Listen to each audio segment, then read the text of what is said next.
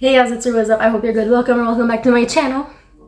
Welcome to today's video, which is what I read in March and part of what I want to read in April.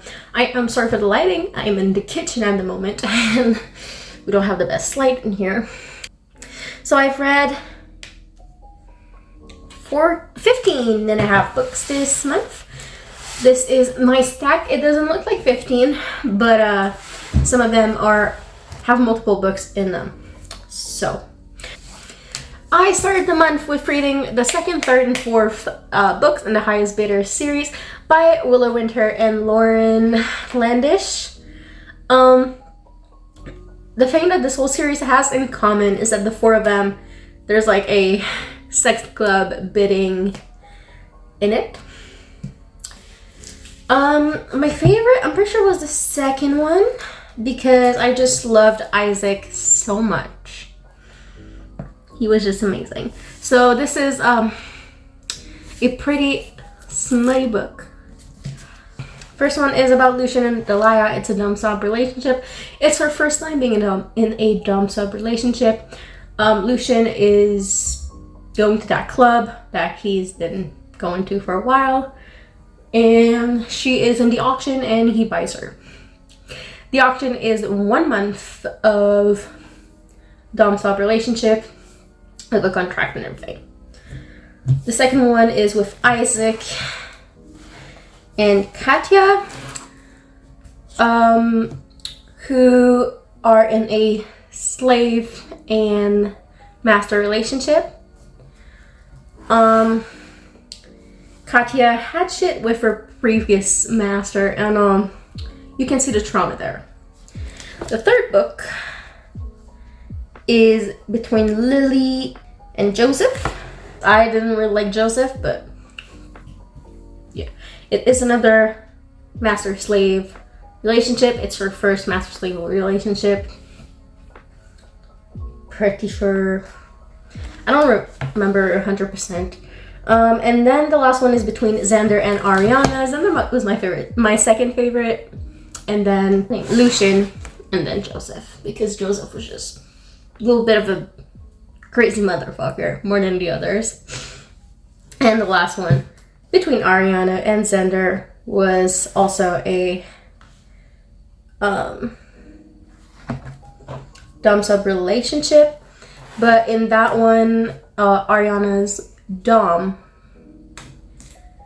gives her to Xander because he has a debt to Xander, and her old dom was just very toxic, so she's relearning how to be in a dom-sub relationship. I gave these, pretty sure I gave all of these a 4-star, except the second one I gave a 4.5. Pretty sure. Next, which is part of a reading vlog that I'm working on, is Good Girl's Guide to Murder, which is the first book in, well, Good Girl's Guide to Murder series. It's a trilogy by Holly Jackson. This is a well-known series. I only just read them. So basically, Andy Bell was murdered 5 years ago, and everyone said it was her boyfriend, Salil Singh, Sal. And there was no research done or anything because he killed himself, and everyone was like, oh, that's because he's guilty, end of it. And then we have our main character, Pippa, who is doing her senior project on this case. And yeah, she does her little research and ends up working with Sal's brother, actually, which is Ravi. And there's a little bit of a friendship developing between them. I actually did like a lot of highlighting and everything. I don't usually do that in my books, but I did for this. I don't think I'm gonna do it again in other books, but it was fun to do with this one. So I gave it 3.75 out of 5. I don't usually do 0.75. I usually just do 0.5, but this one was really 0.75. I probably would have loved it way more than I did. If I wasn't a mood reader and I was in the mood for smut when I read it, which is why, like, before it was this one and after it's another smut book. There's a little friendship romance developing between Pippa and Ravi, and I like that it was in the background. It was not like in the front of it, which I liked the Truly Devious series, but the romance was really like at the front of it. Yeah, I liked it. I will be reading the second and third probably in April, so we're gonna see. Next, I read the Savage Hearts series. So again, in this one there's 3 books by Amanda Richardson. It's a polyamory bully romance. I don't usually like bully romance, but this is like years later. So it's about Silas, Damon, and Jude, who were bullied by Lennon in high school. Like she was bullying because like she didn't have a good home, and they didn't have good homes either, honestly. And this is 10 years later, after like 10 years after high school. She has to move back in to her hometown because she broke up with her fiance and she doesn't have a penny left to her name because he took all of the money. Of course he did. He was the rich one, so he was like, that's mine. You don't have to work, baby girl. Don't worry about it. And then just like... And her mom gives her a little studio apartment that she usually rents out. But like she lets her stay there for free, which is over a tattoo shop, which of course our 3 dudes work there. And well, they own it. And then she needs a job and she ends up getting the job there at the tattoo shop as a receptionist, not knowing that it's these 3 dudes. You know, they know it's her. And technically they want to bully her back and make her pay for what she did, but then I'm falling in love, my guy.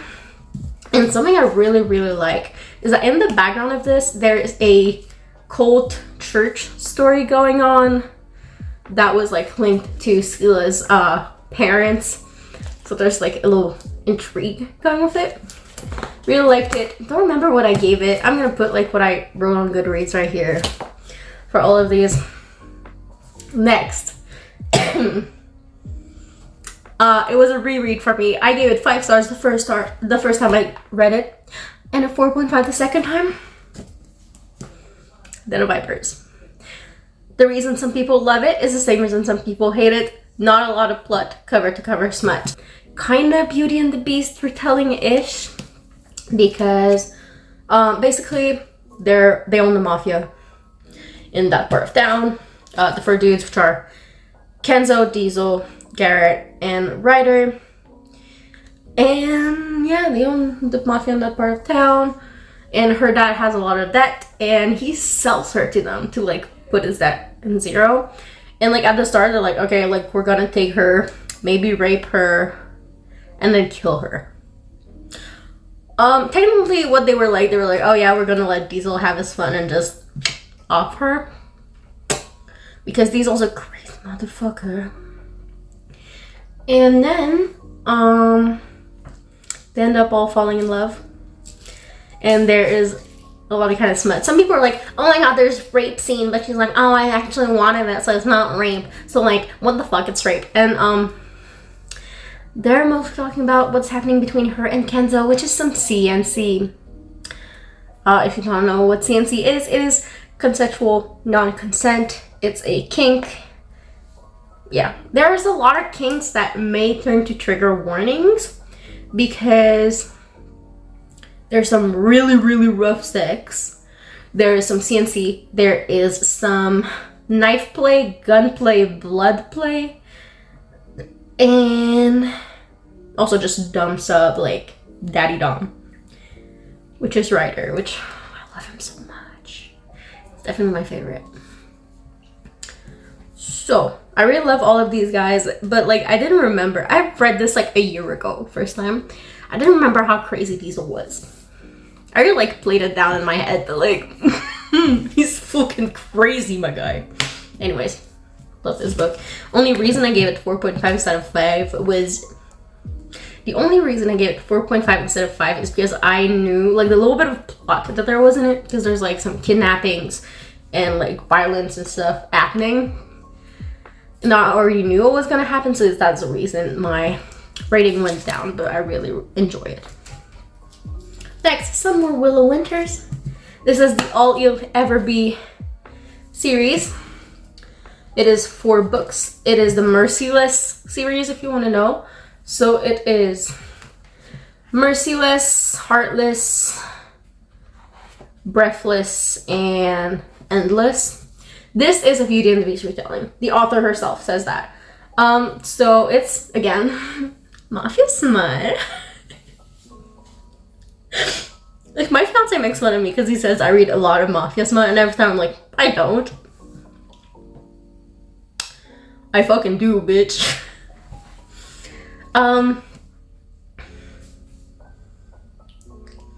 Like, people say, like, it says a dark modern retelling of a tale as old as time. It is a romance suspense, and like the first paragraph of like what's on the back, it just says, I get why Beauty fell in love with the Beast, but it doesn't change who Carter is. There's no magical rose or kiss that will turn him into a prince. All Carter Cross will ever be is a beast. A cold-hearted and ruthless mafia king trapped in a castle of his own making. So in this one, we have Arya, which I honestly, when he said, good girl, Arya, I felt it in my soul because my name is Ahyan, and it's pretty fucking close to that, let me tell you. So it's between Arya and Carter. Arya is a Tal'Veri who, well, she's the daughter of the mafia boss, of the Tal'Veri mafia boss. And Carter is the boss of the Cross Mafia.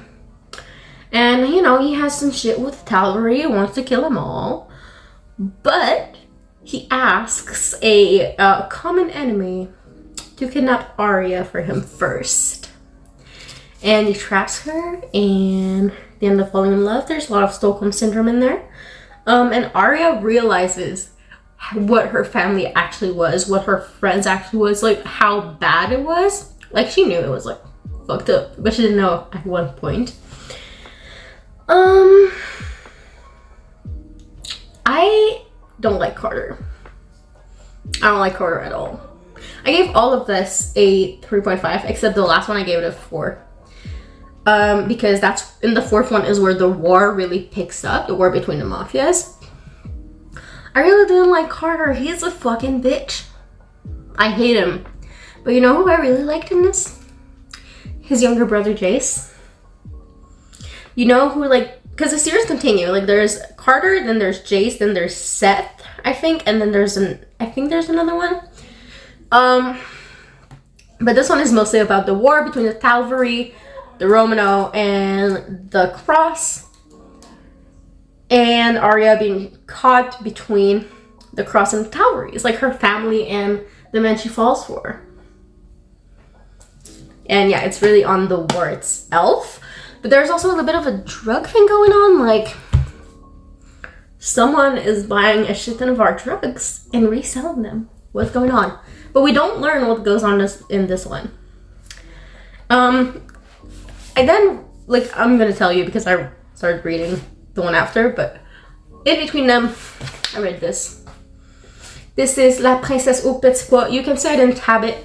I don't like tabbing these ones in this series because I just don't. I've never tabbed any of them, and I don't think I'm gonna start. It's in the Contes Interdits series. The Contes Interdits is basically, they are retelling a lot of legends and myths, and they started with kids' fairy tales, and they take that, they make it perverted, violent, gory, modern retelling. Like, it is violent and gory to be violent and gory, but I love them. I haven't read one in so long, and it makes me happy. I give this one a 4-star. So this is about the Princess and the Pea, which if you don't know, the original tale is about a prince looking for a princess who's like all delicate and sensitive. And so they put a pea under her mattress and like she can still feel it and she bruises to it, and like they put more and more mattresses. I don't know, I've heard it a while ago. But this one is talking about, there's 2 point of views in this one, which is the first time I saw that in one of these. There is an old serial killer who is coming back. People are like, what the fuck? I thought his last victim was like 20 years ago. He's back, baby. And the other point of view is about a dude who works in the video game industry who likes BDSM and rough sex, and his boss sends him videos, and that's where he learns like there are actually real people getting hurt and then killed. But then he gets into it, and then he gets a girlfriend, and then they start fucking, and then they start killing people together. Yeah. Goals. And then the book I'm currently reading, so it is the Irresistible Attraction trilogy. This one is 3 books, again by Willow Winters, and it follows Jace, which is Carter's little brother, who I just fucking love. Jace, okay? He's a babe. I read the first one and like half of the second. First one is a single glance, second one is a single kiss, and the third one is a single touch. So you know how I said there's like drugs disappearing and they don't know what the fuck happens with it? In the first one, well, in the second one, Jace goes and hunt for that. But he then learns that there's a girl named Jenny who suspiciously died, but she was the one buying all the drugs. The fuck is going on? So one night, her sister Bethany goes to Jace's club and tries to get answers. So, you know, he then goes to Bethany's place and he's like, he wants to issue a warning, don't come back to my club. You're making a scene, fuck off. But there's some attraction on there. And then he's like, well, your sister had a debt to us of a lot of fucking money. So, you want answers and I want answers. So let's say $100 an hour of interviewing you. And she's like, okay, like, cause she wants answers. Like, her sister was tortured and killed. Like, she also wants answers. And those interviewing moments, a little smutty, you know. And yeah, like they end up falling for each other, of course. And yeah, I just love Jace so much. I love him so much more than Carter, honestly. But like it picks up right where the All We Will Ever Be lets down. But at the end of the third one, like we have Seth's point of view where he meets a girl, which means the next ones are going to be about Seth. But I don't really care. Like I like them, I like the plots, but I don't really want to read more of it. Maybe like other Willow Winter books and other characters, but like this little mafia group I'm kind of done with. But I will be, you know, finishing the book and a half I still have in this one. So yeah. Then TBR, I don't have a lot to show you or talk to you about, but first of all, I finally want to finish reading Sex Cult Nun. I started this book in August, read like a little bit more than a half of it, and then stopped reading it. Not because it's not good, but because it is a nonfiction and I lose interest to nonfictions very easily. But this is written by Faith Jones, and it is about her story in the Children of God cult and breaking away from it. So I'm at the part where like they just left, like her mom and some of her siblings, I think, just left the cult. That's where I'm at. So I really need to pick it up again. Then let's bring my Kobo out. I want to read Hondo, which is the Motley King Motorcycle Club, one by Randy Alexander.